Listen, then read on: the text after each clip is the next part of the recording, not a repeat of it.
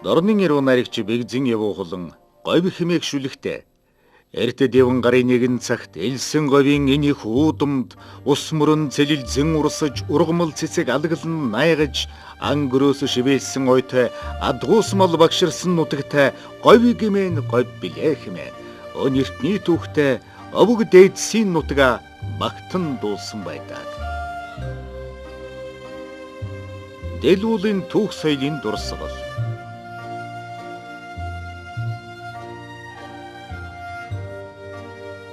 Дэлгүүл нь уртаараа 17 км, өргөн нь 8 орчим километр бөгөөд их говийн алдарт цагаан саврагтай залгадаг.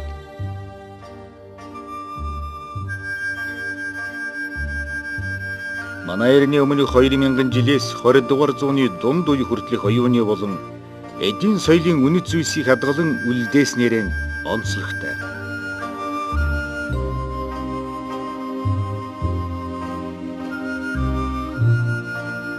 Судлаачид хөрлийн үед холбогдох 3000 орчим хадны дүрс зураг 20 орчим дөрвөлжин болж өрөөний бичгийн дөрвөн дурсгал 665 оны түрэг улс тан улсын түүхэнд холбогдох хятад бичээс болон монгол бичиг төвд бичгийн дурсгалуудыг тусгайлан судлаж судалгааны эргэлтэнд оруулсан.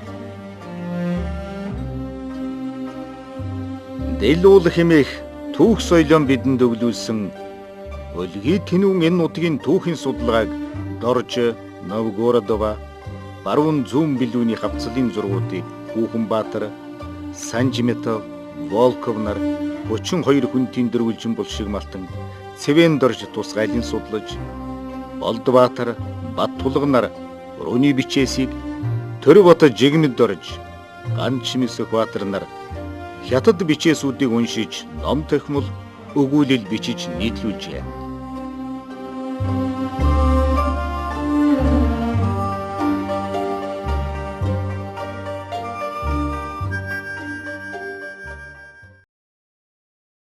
За Дэлгүүл гэдэг бол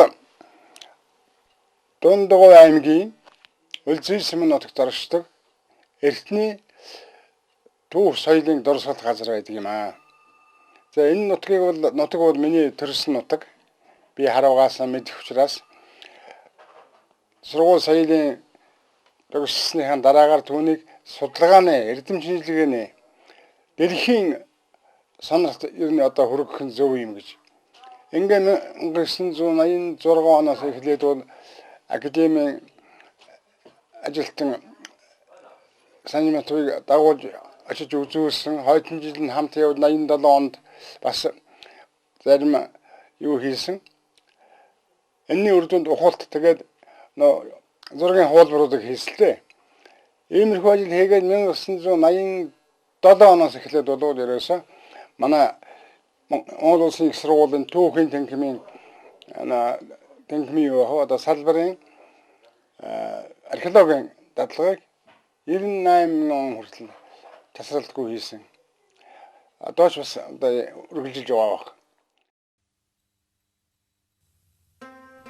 Хадны дүрс зургуудыг сэдэвчлэн хүмүүсийн амьдрал, овг аймгийн зөрчилдөөн, дайн тулалдаан, тамга дүрс, гэрийн тижээмэл амьтад, ангөрөө, хөсөг тээвэр хэмээн ангилж болно.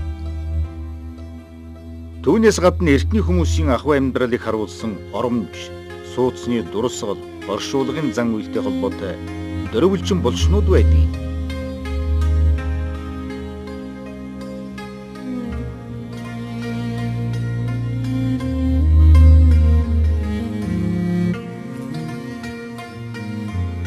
Дэлхийн хадна хүмүүсийн амьдралыг харуулахдаа элдэв том жижиг дүрслэлээс гадна овгийн байгууллагын задрал, хүйсийн ялгаа, гэр бүлийг онцгойлон дүрсэлжээ. Ялангуяа зүүн баруун билүүний дүрс зургууд хүний гэрэлхийг зориг, эр чадалтай илэрхийлэл болгон бусдаас тов ойлгон томоор дүрслэх. Эр эм хүнийг ялган дүрслэхдээ тэдгээрийн үйл байдлаар харуулж байгаагаараа онцлогтой. Нэгэн хаднаа олон хүний дүрслэхдээ цувруулан бүжиглэж байгаагаар зурж баяр баясгал тэмдэглэхээс гадна эр хүн шиг онцгойлон дүрслээгүй нь уян налархай бүжиглэхэд эмэгтэйчүүд онцлогтой байдгийг харуулж байгаа мэт.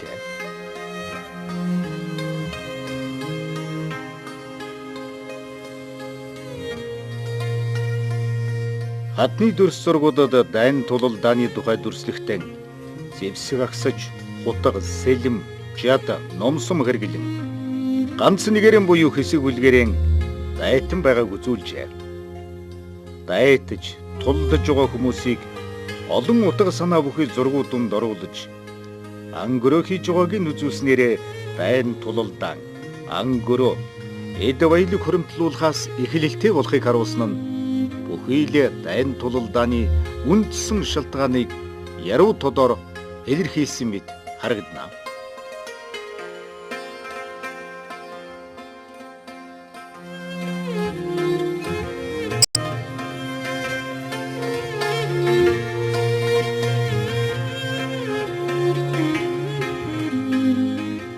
Өөр нэг онцгойлон авч үзэх дүрслэл нь овгийн тамгыг илэрхийлсэн зургууд юм.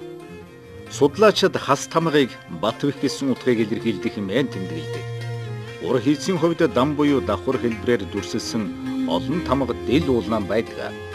Тамга нь овгийн бэлгэдэл төдийгүй газар нутаг, хэл хязгаар, өмч хөрөнгөтэй баталгаа авалдаг. Эдгээр тамгууд хэлбэр дүрсийн хувьд өөр боловч овгийн тамгаас төрийн тамга хүртэлх түүхэн гэрч юм аа.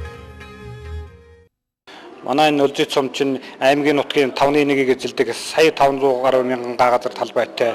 Энэ их хөргөн уудам нутагт бол эртээр үе одоо хүн төрөлхтний дурсгал одоо тагтуургадын нутагт байдаг 100 баруун билүүнд үлдсэн юм а. Хадны дүрс зургуудад олон төрлийн ан амьтныг харуулсан газар зүйн байрлал, амьтан ургамлын бүтцтэй холбоотой. Түүнчлэн ангөрөө, элбэг, гэрийн тижээмэл амьтдыг гаршуулж гэршүүлсэн байдлаар ялгаатайгаар дүрсэлсэн Монгол нутагт Малажухи мезолитийн үед 15,000-аас 7,000 жилийн тэртээ үүссэн түүхээс улбаатай гэдэг. Хадны зургуудад тэмээ, ямаа, морь, бугыг илүүтэй зурж олон янзаар ялгсан байдаг. Ялгаагийн дүрслэхтэй ганц нэгээр нь буюу сүргээр нь олон хаднаа зурсан байна. Ямаа нь эртний хүмүүсийн ахуйн хэрэгцээнд тодорхой үр гүйцэтгэж байсныг харуулснаас гадна монголчуудын бэлгэдэл зүйд 5 хушуумлыг хад чулуунаар дүрсэлсэн баян тансаг аж амьдрал хишиг буйныг даллан дуудсан үржиж олжрохын бэлгэдэл агуулсан хэмээн үздэг. Янгар ямааг ялгахдаа биеийн том жижиг хүйсийн ялгаатай байдлаар харуулж өөр хоорондоо мөргөлдөж байгаа болон хүмүүс түүнийг авлаж байгаагаар дүрсэлсэн олон бий. Нялхтөл ишгийн ивэр дотор нь оруулж зурсан бусад зургнуудаас сонин содон харагдана. Өөр олон амьтдын дунд янз бүрээр зурсан эртний хүмүүсийн уран сэтгэмж, ур чадрын илэрхийлэл гэлтэй.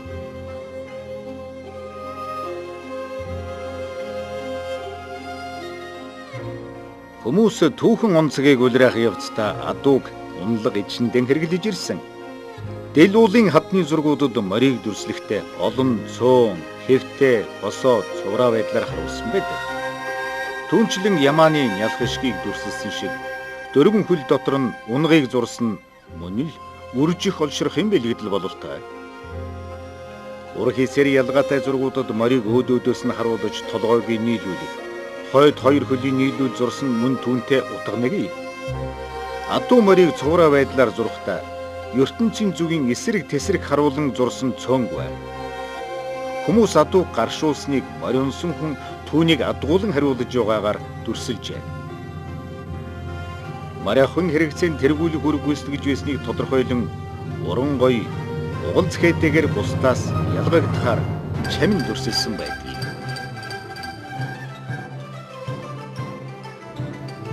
Зэрлэг ан амьтдаас барыг арьсны өнгө судлыг ирээлжлэн зурж ганц нэгээрээ буюу хоёроор ямааг барьж идэж байгаагаар зуржээ. Энэ хосгүй зураг дахин давтагдшгүй бөгөөд бараагнаж байгаа хүнийг чиг харуулсан байдаг юм. Түүнээс гадна үл мэдэгдэх урт сүлтэй хойд хоёр хөл нь урт имжиг санагдуулан амьтныг сийсэн байна. Догшин ширүүнээр мөргөлдөж байгаа бух нохой болон могойг өөдөөдөөс нь харуулж хэлхэлцсэн маягаар үзүүлсэн байна.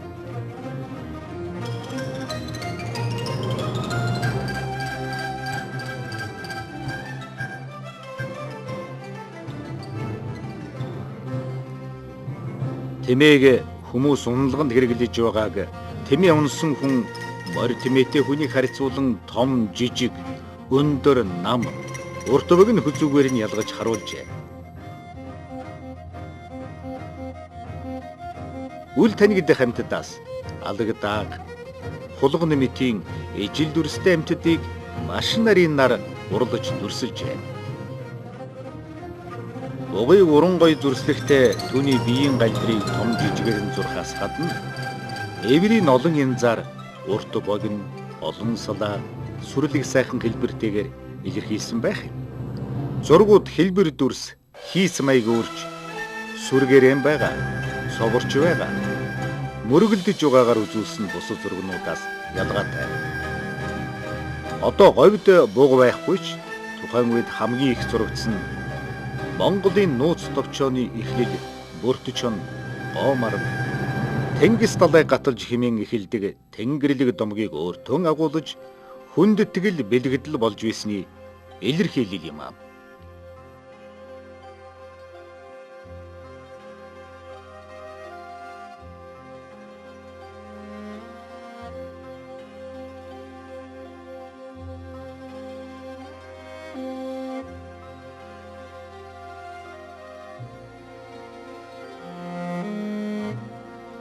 Амьтдыг гаршуулж гэршүүлсний дараа тэдгэрийг унлах хөсөгт ашиглаж эхэлсэн.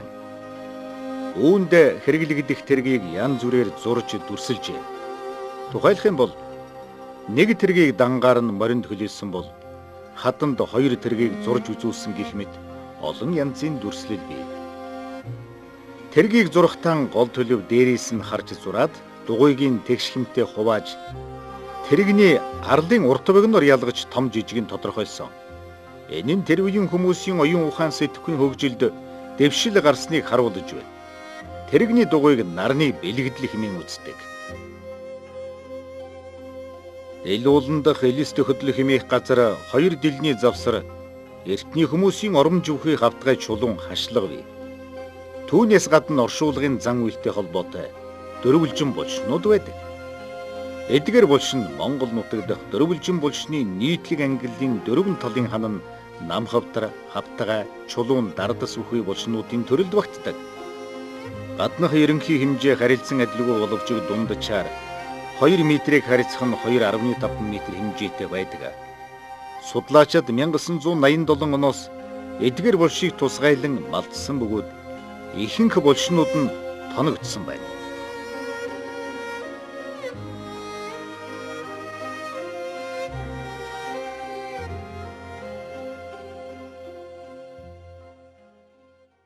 Монголын төв соёлын дурсад халагдах хасгүй гайхамшиг дурсгалуудын нэг нь бол дийлэн уулын цогцлоор дурсгал юм. За дийлэн уулын цогцлоор дурсгалууд дотроос бидний судлаж үзсэн бичгийн дурсгалууд нь бол устаасаа бас онцлог гайхамшигтай гэж хэлж болно. Дийлэн ууланд өргөн бичгийн дөрвөн хэсэг дурсгал байгаа. За энэ өргөн бичгийн дөрвөн хэсэг дурсгал нь бол өргөн бичгийн хялгасан бичгийн төрөлд хамаардаг маш нарийн зурж бичсэн юм бичээсэд байгаа. За энд бол 1 3 4-р бичээснүүд нь бол ерөнхийдөө одоо зурчиж бичсэн бичгийн төрөлд хамаарч байгаа юм. За 2-р бичээс нь бол харьцангуй тамаар цохиж бичсэн ийм бичээс байгаа юм. За 1-р бичээсэнд ерөнхийдөө Анавын тухай өгүүлсэн байгаа. За 2-р бичээсэнд ч гэсэн одоо Тэнгэр эзэн өршөө Анавтай байлгах гэсэн утгатай. За 3-р бичээсэн мөн адилхан. За 4-р бичээсийн хувьд бол бид эрхэн цол хүртэцгээсэнгүй Анав авалгаар энэ газар ирсэн. За бол Анав ихтэй агуулсаар байгаа тухайга өгүүлсэн баг жишээтэй. Өнөөс өсгөд бол энэ дөрвөн мөр бичээсийг энэ газар нутагт өөрөө хэлбэл дийлуулын хадны зурагтай баялагтай энэ газар нутагт ирж Анав хийж явах үед эдгээр бичээсүүдийг одоо бичсчүүдээс нь байж болох юм а гэж үзэх бүрэн боломжтой юм. За эдгээр бичээсүүд нь бол он цагийн хувьд бол түргэн 2-р хаан тулсын улс 1-р хаан тулс 2-ын завсрын үед бичигдсэн байж багадгүй гэж үздэг. Культурны гэрэл төвшөөний бичээсэд бол төргийн сайхан юмсгэд татын болов төргийн сайхан юмсгэдийн шивгчин болов ийм үйлийг бүгд авт гэсэн утгатай бичээс байдаг. За үүнтэй адилхан бол бид нар эрхэн цол хүртэцэх хийсэнгүй өгөөмөр ухаантай ах トゥ нар бид нар эрхэн цол хүртэцэх хийсэнгүй тэгээд бид энд ирж ана авлаж байна гэсэн утгатай байдаг. Үндээс үсэх юм бол магадгүй тэр үед бол тан улсын иргэшээд орж төргийн одоо ихс язгууртангууд бол төрөг цол язгуурын төрөг цолоон гэж одоо хятад цол зөв хэрэг таангалсын цол хэрэг зөв болсон таалагдаж одоо тэнд одоо тэрнийг одоо жоохон одоо бурагшаасан үзэл бодолтой хүмүүс эндэрж анаа хүйж хэмэр яваас сэргээсэн байж болох юм гэсэн ийм бодол төрж байсан. За нангад өчгийн тусгалтын хувьд гэх юм бол Монгол нутгаас болсон хамгийн эртний нангад өчг гэж хэлж болно. Ягаад гэвэл энэ бол Таван улсын буюу Линдигийн 665 онд бичигдсэн бичээс байгаа. Тэгэхээр 665 онд бичигдсэн бичээс бол одоогоор манай нутгаас олдоогүй байна. Тийм учраас нангад өчгийн хувьд бол Монгол нутгаас олсон хамгийн эртний бичээс юм. Энэ бол Дундгой аймгийн одоо Дийл уулын зүүн билүүний хотгийн тагны хаданд байдаг. За мөн тэр хаданд бол одоо Монгол бичээс Монгол хэлбэрийн буюу өөрөөр хэлбэл босоо бичээс байдаг. Тэр бичээсийг одоогоор тайлж уншсан судалгаа хараахан үгүй байна. Тэрнээс гадна бол Дийл хөнжил ууланд бол Булаг үлээтэй хурлын тойр гэж байсан. Тэр ч утгаараа энэ хавийн газар нутагт бол төвд хүчийн дурсгалууд зөнгөө байдаг. Төвд хүчийн дурсгалууд нь голдоо одоо Монгол орны хадны хадны хэлбэг тохиолдог майнын 6 хөнгөсөг. За тэгээд одоо ганц 2 тарины өсөг байдаг. Ийм зүйл байдаг.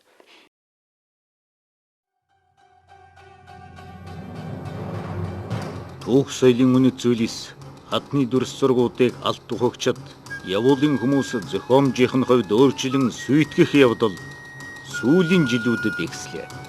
Хадны зургуудыг өөрчлөх, хуучин зургийг гэмтэх, шинээр зурж бичих, булш тонох зэрэг зүй бүс үйлдэлүүд давтагдж байна.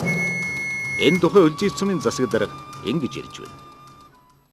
Дийл хөнжлийн уулын баруун үзүүр сайн билүүн гэдэг газар дээр очиж өөрийн биеэр үзлээ. Үнэхээр тэр бол гайхамшигтай газар. Тэнд бол одоо хэлэх юм байхгүй ерөөсөө. Тэрийг бол одоо байгалийн орон нутгийн тийм музей болох бүр цаашд бүр тэрийг улсын хамгаалалт одоо юу байдаг ямар нэгэн хамгаалтанд авахгүй бол одоо тэнд сая намайг очиход одоо яг тэн дээр тэр алтгаадаг эргэн тойрон тэнд бол алттай. Тэр хавийн малчид одоо ажилгүй хүмүүсүүд очиж тэр алтыг их ухаж байна. Тийм учраас одоо тэр газрыг зайшгүй улсын хамгаалалт бүр тэр дундаа тэрийг бүр сонгож авч одоо жуулчны баазын нэг тийм сүлжээнд хамруулахад зүйтэй байх гэж би дотроо боддгийн.